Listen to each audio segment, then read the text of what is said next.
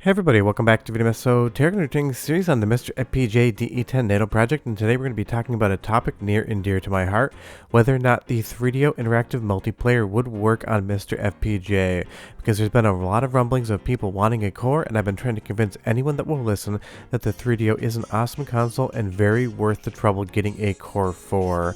Before we get too far involved, though, do me a huge favor, go down below, hit like and subscribe, and ring that notification bell, definitely helps us out. And if you feel so inclined to want to support the channel, we got a Patreon link down below as well. But the question is, could the 3DO work on MiSTer FPGA? And for 99% of that topic, the answer would definitely be a yes. There is one sticking point we need to go over to talk about RAM latency and how that would actually work within the MiSTer FPGA ecosystem on the DE10 board. But honestly, the 3DO is a very elegant piece of hardware, and I'm going to dispel some of the rumors about it in this video, so definitely pay attention. We're going to be going over a lot of stuff, and there's so many amazing games on 3DO. Some are awesome, some are weird and still fun. There's definitely some shovelware, but what console did not have that? And the question about the RAM latency is going to be important because we talked about it on the Nintendo 64 core as well. Some of the cycle accuracy to get some games like Jet Force Gemini and Conker's Bad Fur Day to run and not crash proved to be a problem on the DE10 chip, paging information in and out of RAM. And that is because the RAM that's used for the system is also tied together with the Linux operating system for MiSTer, as well as the scaler. So it's not just whether or not the RAM can respond in the appropriate amount of time, it's waiting to shuffle around data, and it's being used by other resources. We're not going to get into all of the different RAM addresses, now memory addresses works.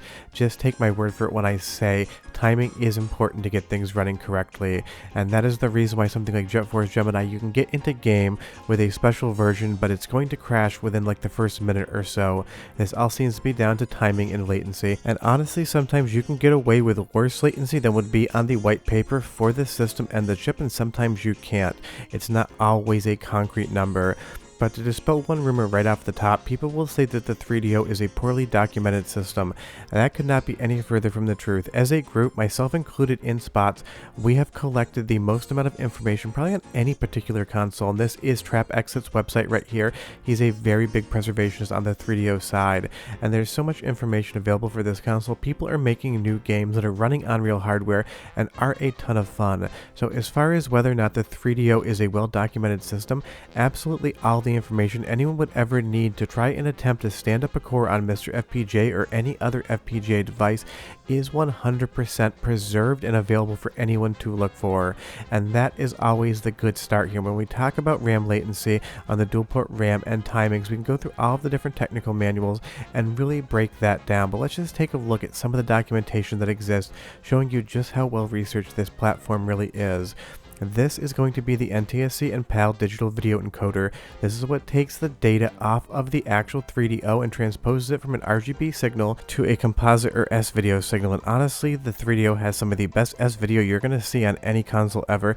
This chip is an absolute killer when it comes to video quality, and it is well understood both on the software emulation side as well as on the physical architecture of the chip side. This would definitely be something that would be able to be translated over to MiSTer FPGA.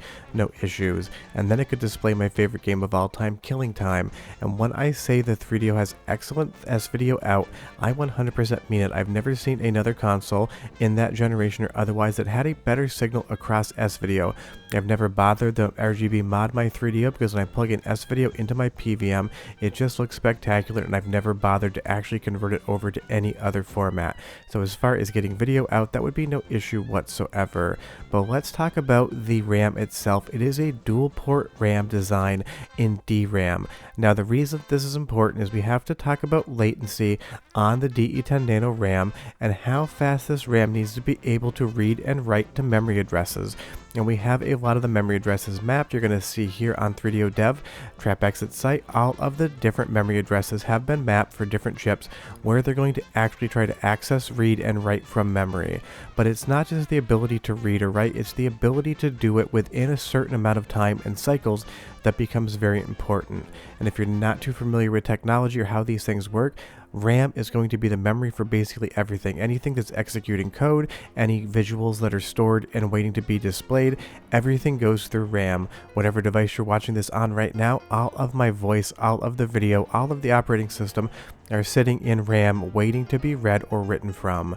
If we take a look at the block diagram as well, it's fully understood how this RAM functions, how all of the I/O, all of the buffers, inputs and outputs would work. What it's going to come down to is whether or not the MiSTer FPGA, or specifically the FPGA chip on the DE10 Nano board, can access this RAM quick enough, because you're going to see there's all of these different charts for the write cycles and then for read as well. I know this is very granular and I'm not going to go too deep into it.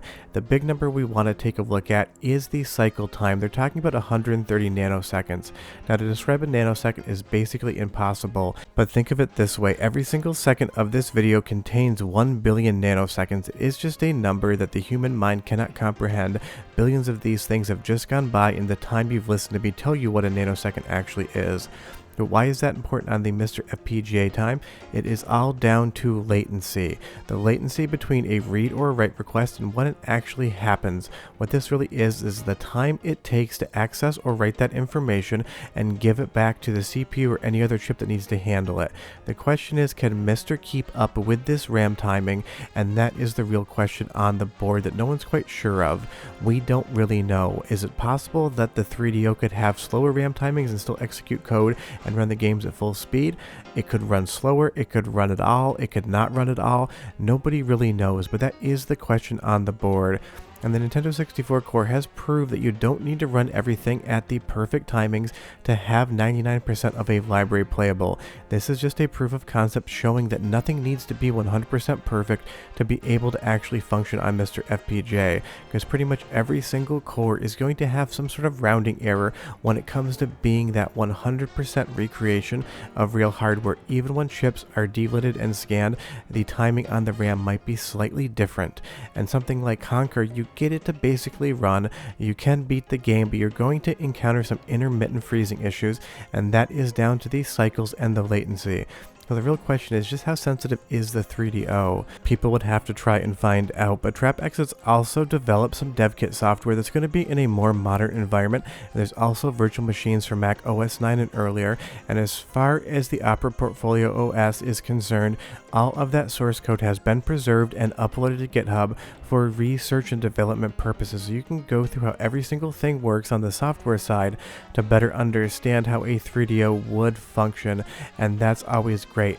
I don't know why people think that the 3DO is a poorly documented system. It is one of the best documented systems and has only been done by a handful of people. And honestly, who wouldn't want to play Road Rash on the MiSTer FPGA? And before you comment down below about Mars FPGA doing a 3DO core, I know that. I'll talk about it when and if it's done. This is just on the MiSTer side of things. But there's so many awesome games to play on 3DO, and it's really uncertain whether or not this would work, but I have a feeling that it's at least going to be tried. And hopefully one day people will do the M2 as well, because I uploaded the source code for that after I forgot I hadn't sent it to the right people. I sat on it for about a year, because the 3DO is a lot more than you expected, and I hope one day to be able to do a video about whether or not the 3DO M2 would work on an FPGA board as well, because that is always my dream for more people to play this thing. But on the rest of the hardware side of 3DO, I've talked to developers that work on MiSTer, and as far as the ARM60 CPU is concerned, nobody seems to think that would present a problem whatsoever. Seems 100% achievable. As far as Madam and Clio, the other chips on the board also seem fine. You'll see here a little bit of data on what ARM60 is, how many MIPS it is, and approximately what speed it's usually running at. So getting the CPU and the custom chips for 3DO running on MiSTer wouldn't really seem to be a problem whatsoever. And that is a good thing. It's really going to come down to that RAM, whether or not the latency is going to affect it, because you'll see here how the bus works as well, and they're talking about how many million words a second. Words is just a term that's used in memory. It confuses a lot of people. But otherwise, everything seems to be pretty much buttoned up for functionality as a perspective thing on MiSTer FPGA outside of that dual port RAM memory access time. Is it fast enough on MiSTer? We'll never know until somebody tries it, but I really hope people do, because there's been a lot of people asking for a 3DO core for MiSTer FPGA, and I'm so glad to see the 3DO love is growing. growing, and I've done everything I can on this channel to make sure that love grows. But leave me a comment down below and tell me if you have a 3DO, if you've ever played, and if you'd be interested in a MiSTer core. I'll address this topic again when and if something happens. Otherwise, we're done. Go play some 3DO or some MiSTer FPGA, and I'll see you guys next time. Bye-bye.